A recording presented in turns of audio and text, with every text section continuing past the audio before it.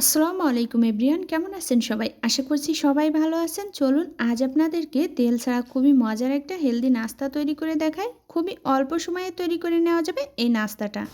নাস্তাটা বানানোর জন্য আমি একটা মিক্সিং বলে 2 কাপ আটা নিয়ে নিয়েছি। যেহেতু আটাটা তুলনামূলক একটু স্বাস্থ্যকর, তাই আটা নিয়েছি। আপনারা চাইলে ময়দা দিতে পারেন।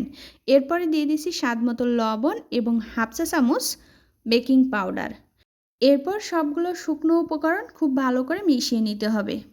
এরপর রুম টেম্পারেচারে থাকা পানি দিয়ে একটা ব্যাটার তৈরি করে নিতে হবে। পানিটা এখানে একবারে না দিয়ে অল্প অল্প করে মিশিয়ে নিতে হবে।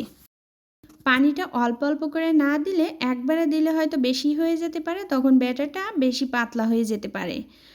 এজন্য পানিটা অল্প অল্প করে দিয়ে একটা পারফেক্ট ব্যাটার তৈরি করে নিতে হবে।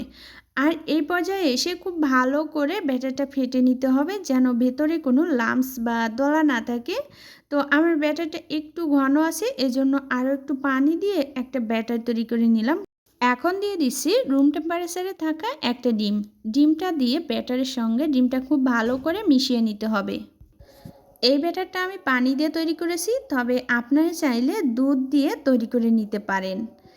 ব্যাটারটা ডিমের সঙ্গে খুব ভালো করে মেশানো হয়ে গেলে আমি এর ভিতরে কিছু সবজি অ্যাড করে দিচ্ছি।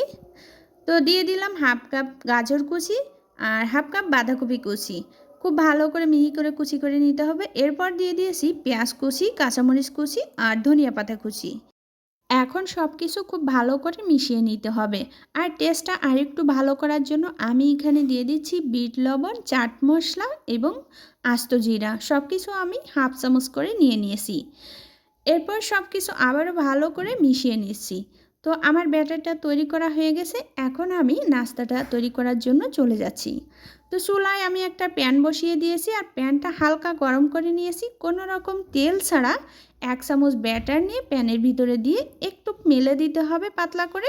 এরপর ঢাকনা দিয়ে ঢেকে চুলার জালটা লো টু মিডিয়ামে রেখে 1 মিনিট মতো রান্না করলে তৈরি হয়ে যাবে খুবই মজাদার একটা তেল ছাড়া নাস্তা। তো একটা নাস্তা তৈরি করা হয়ে গেছে। এরপর আমি আপনাদেরকে আরও একটা নাস্তা তৈরি করে দেখাচ্ছি আপনাদের সুবিধার জন্য। তো সেমভাবেই এই নাস্তাটাও তৈরি করে নিতে হবে। 1 চামচ ব্যাটার দিয়ে 1 মিনিট মতো ঢাকনা দিয়ে ঢেকে রেখে দিলেই তৈরি হয়ে যাবে এই নাস্তাটা। তো কালারটা ওপর থেকে দেখুন মাশাআল্লাহ কতটা সুন্দর এসেছে। আর এই নাস্তাটা খেতেও কিন্তু অনেক মজা হয়। আর দেখলেন তো কতটা হেলদি এই নাস্তাটা।